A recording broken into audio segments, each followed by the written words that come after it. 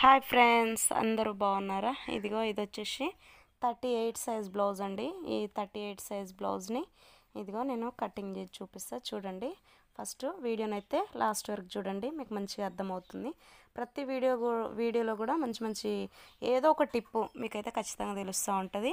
First అయితే ఇదిగో బ్లౌజ్ని ఈ విధంగా వేసుకొని చెస్ట్ లూజ్ మొత్తం రౌండ్ బాడీ రౌండ్ మొత్తం ఈ విధంగా కొలుచుకోవాలన్నట్టు. ఇదిగో నాకు వచ్చేసి 19 వచ్చింది. 19 అంటే ఇంకా 38 సైజ్ బ్లౌజ్ అన్నట్టు ఇది. ఓకేనా? వీడియో లాస్ట్ వరకు చూడండి, లైక్ చేయండి, షేర్ చేయండి, సబ్స్క్రైబ్ చేయండి, సపోర్ట్ చేయండి. ఇదిగో చూడండి. నెక్స్ట్ వచ్చేసి బ్లౌజ్ యొక్క హైట్ తీసుకోవాలండి. బ్లౌజ్ హైట్ని ఈ విధంగా మెజర్ చేసుకొని మనకు సైజ్ బ్లౌజ్ ఉంటుంది కదా, దాని ప్రకారంగా. నెక్స్ట్ నెక్ వచ్చేసి ఒక 2 ఇంచెస్, ఇక్కడ కింద వచ్చేసి 2.5 ఇంచెస్ పెడతానండి నేను. ఇంకా నెక్ డీప్ ఎక్కువ తొడుగుద్ది అన్నట్టు ఈమె. ఇంకా డీప్ ఎక్కువ తొడిగేటోళ్ళకి కింద 2.5, పైన 2 పెట్టుకోవాలి. నెక్స్ట్ షోల్డర్ వచ్చేసి 3 ఇంచెస్. చంక రౌండ్ వచ్చేసి 6.5 పెడుతున్నానండి. నేను కొంచెం వెయిట్ ఎక్కువనే, ఇంకా 38 అంటే 38కి 6.5 పెడతాను నేను. 6.5 పెడితే రౌండ్ మంచిగా వస్తుంది అన్నట్టు. 6.5 అంటే కుట్లల్లోకి ఒక పావించి పోయినా కూడా 6.25 ఇంచెస్ చంక వస్తుంది అన్నట్టు. ఇదిగో ఈ విధంగా చూడండి, ఇట్లా మార్కింగ్ వేసుకోవాలి. ఇదైతే నేను నెక్ కట్ చేయనండి, ఎందుకంటే ఇది ఏమంటారు, అవి కట్ వర్క్ బ్లౌజ్ కుడదాం అనుకుంటున్నా. కట్ వర్క్ బ్లౌజ్ కుట్టేటప్పుడు ఎప్పుడైనా సరే ఈ విధంగా నెక్ కట్ చేసుకోకండి. బక్రం కట్ చేసుకొని బక్రంని దీని మీద వేసుకున్న తర్వాతకి మొత్తం బక్రం కుట్టిన తర్వాతకి నెక్ కట్ చేసుకోవాలన్నట్టు. నెక్స్ట్ వచ్చేసి హ్యాండ్స్. ఫస్ట్ బ్యాక్ నెక్ అయిపోగానే హ్యాండ్స్ తీసుకోవాలి. హ్యాండ్స్ తీసుకున్న తర్వాతకి క్లాత్ కరెక్ట్గా అడ్జస్ట్ అవ్వడానికి నేను చెప్తున్నాను. ఇదిగో బ్యాక్ నెక్ అయిపోగానే హ్యాండ్ ఉన్నట్టు వేసేసి మార్కింగ్స్ ఈ విధంగా పెట్టుకొని ఇలాగా నీట్గా ఇంకా ఈ పాయింట్స్ కూడా మంచిగా కలుపుకుంటూ మార్కింగ్ వేసుకోవాలండి. చూడండి, నేను ఈ విధంగా హ్యాండ్ రౌండ్ తీసిన, ఆ విధంగా మీరు కూడా హ్యాండ్ రౌండ్ తీసుకొని కటింగ్ చేసుకోవడమే. ఓపెన్స్ కూడా ఇంకా కట్ చేసుకోవాలన్నట్టు. నెక్స్ట్ వచ్చేసి హ్యాండ్స్ తీసిన తర్వాతే ఫ్రంట్ తీయండి, ఎందుకంటే ఫ్రంట్లో ఏమన్నా అతుకులు గిట్లా వేసుకోవాలన్నా కూడా వేసుకోవచ్చు, కానీ హ్యాండ్స్లో వేసుకోవడం కష్టం ఉంటుందండి. హ్యాండ్స్లో అతుకులు అట్లాంటి సైడ్కు చంకపేలికలు వేసుకోవచ్చు, కానీ ఇంకా వేరే సైడు వేయలేకపోతాం అన్నట్టు. ఫస్ట్ అయితే బ్యాక్ నెక్ అయిపోగానే హ్యాండ్స్ అయిపోగానే ఫ్రంట్ పార్ట్ అనేసి గుర్తుపెట్టుకోండి. ఈ విధంగా గుర్తుపెట్టుకొని బ్లౌజ్ కట్ చేసుకోండి. క్లాత్ మంచిగా అడ్జస్ట్ అవుతుంది. ఇదిగో చూడండి, ఫ్రంట్కి వచ్చేసి ఇక్కడ పేలిక పడ్డది. ఈ పేలిక కూడా ఎలాగ వేసుకోవాలో మీరు చూడండి. వీడియో చూస్తుంటే మీకు చూస్తుంటే నేను కట్ చేస్తుంటేనే మీకు అర్థమైపోతుంది అన్నట్టు. ఏదైనా చూస్తే నేర్చుకోగలుగుతారు, చూడడం వినడం ద్వారా మీరు పర్ఫెక్షన్లోకి వస్తారన్నట్టు, పర్ఫెక్ట్గా చేయగలుగుతారు. ఈ అతుకుంటే ఎలా అనేది ఇంకా స్టార్టింగ్ వాళ్ళకైతే కన్ఫ్యూజనే ఉంటుంది. దీన్ని సింపుల్, అసలు ఒక చిన్న క్లాత్ పక్కనున్న క్లాత్ తీసుకొని ఇక్కడ వేసేసుకోవడమే అన్నట్టు. చంక లోతు తీసుకోవాలండి కంపల్సరీ. ఇది చంక లోతు తీసుకున్న తర్వాతకే కట్ చేసుకోండి. తర్వాత మర్చిపోతాం అన్నట్టు, ఇంకా కుట్టేటప్పుడు అస్సలు గుర్తుండదు. కటింగ్లోనే పర్ఫెక్ట్ ఉండాలి. కటింగ్లో పర్ఫెక్ట్ ఉంటే ఇంకా స్టిచ్చింగ్లో ఏముండదు.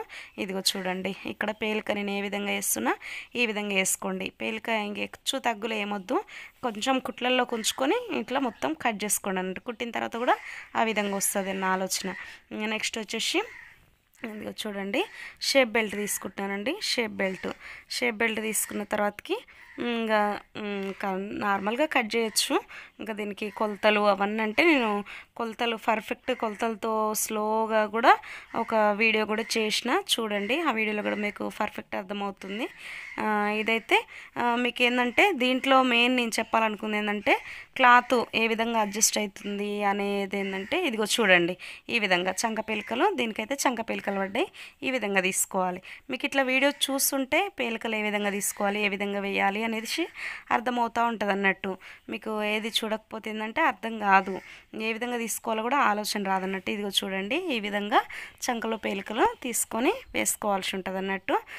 ఫస్ట్ వచ్చేసి బ్యాక్ నెక్, నెక్స్ట్ హ్యాండ్స్ తర్వాతకి నెక్స్ట్ ఫ్రంట్ అన్నట్టు. ఇదిగో మెయిన్ ఫ్యాబ్రిక్ తీసుకున్నాను నేను, అంటే బ్లౌజ్ పీస్ జాకెట్ చీరలో వెళ్ళిన జాకెట్ అన్నట్టు. ఇది చీరలో వెళ్ళిన జాకెట్ తీసుకొని ఇదిగో ఫస్ట్ వచ్చేసి దీనికి వర్క్ వచ్చింది కదండి, వర్క్ వచ్చింది కాబట్టి హ్యాండ్స్ తీసి పక్కన వేసుకుంటే మనకు పని కంప్లీట్ అయిపోద్ది అన్నట్టు. వర్క్ రాకుంటేనేమో ఫస్ట్ బ్యాక్ తర్వాత అట్లా కంటిన్యూ చెప్పిన ప్రాసెస్లో చేసుకోవచ్చు. వర్క్ వచ్చింది కదా, ఆ వర్క్ మట్టుకు హ్యాండ్స్ తీసేసుకున్న తర్వాతకి నెక్స్ట్ వచ్చేసి ఇదిగో బ్యాక్ నెక్కి ఇంక ఇది ఎట్లా ఉందో అట్లా వేసుకోవడం అయితే చూడండి.